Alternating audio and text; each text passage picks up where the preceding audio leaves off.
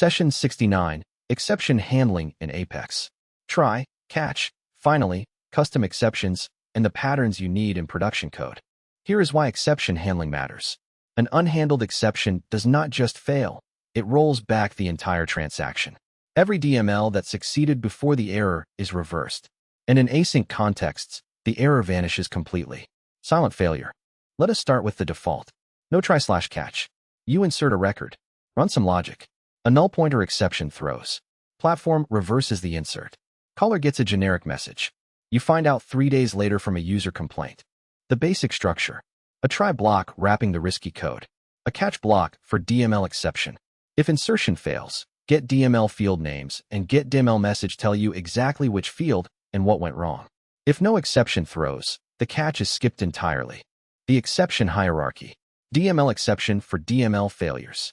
Query exception when SOQL returns 0 rows to a single subject variable. Null pointer exception for null references. Callout exception for HTTP failures. And limit exception, which cannot be caught at all. We will come back to that one. Multiple catch blocks. Apex evaluates them top to bottom and executes the first match. DML exception first for row-level detail. Null pointer exception next for missing payload fields. Then the generic exception as a safety net. Most specific always goes first. DML exception is the most powerful exception in Apex because it carries row-level failure information. Get number DML tells you how many rows failed. Get DML message and get DML status code give you the error per row. Get DML field names tells you which fields were involved. Inspect each row individually. Every exception object inherits from the base exception class. Get message for the readable message. Get type name for the class name, useful for logging. Get stack trace string for the full call stack. Get cause for the wrapped inner exception.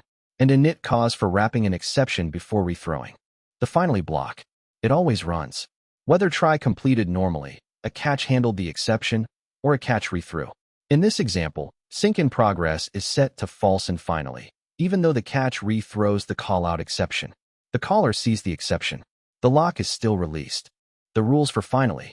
Use it for cleanup, releasing locks, resetting static flags, writing audit records. Never for business logic. Code inside finally should be idempotent. And it must not throw. An exception inside finally masks the original exception. Sometimes you want to catch an exception, add context, and rethrow a domain-specific exception. Init cause preserves the original. Here, account not found exception wraps the query exception. The caller catches a meaningful business error. A logging layer can still call getCause to see the original SOQL failure. Custom exceptions. Extend exception. The class name must end in exception. Declare top level or as an inner class. Add fields for domain context, order numbers, record IDs. Use init cause to preserve the chain. Callers depend on your API, not Salesforce internals. Or a handled exception is critical for LWC. When you throw a standard exception from an OR-enabled method, the framework strips your message and shows script-thrown exception in the UI. Throwing OR-handled exception passes your actual message directly to the component's error handler. Use it for validation failures and business rules that need to reach the UI. Batch Apex adds complexity. Each execute call is a separate transaction. An unhandled exception fails that chunk, but finish still runs. Wrap execute in try/catch for per record control. Combine with database.update in partial success mode for maximum resilience. Here's the pattern. For each record in scope, try the callout. Catch callout exception per record and stamp an error status. Add to the update list regardless. Then database.update with all or none equals false. One bad record does not fail the chunk. Inspect save result errors for any DML failures. A stat worth knowing. 0 warnings when failed rows are silently skipped if you forget to inspect the save result list. Every failed row returns is success false.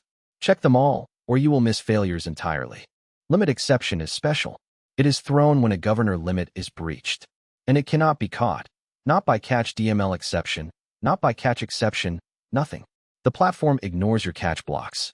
The only defense is to check limits methods before performing the operation. The defensive pattern. Check limits.getDML rows against limits.getLimitDML rows before inserting. If the remaining count is too small, throw your own custom exception.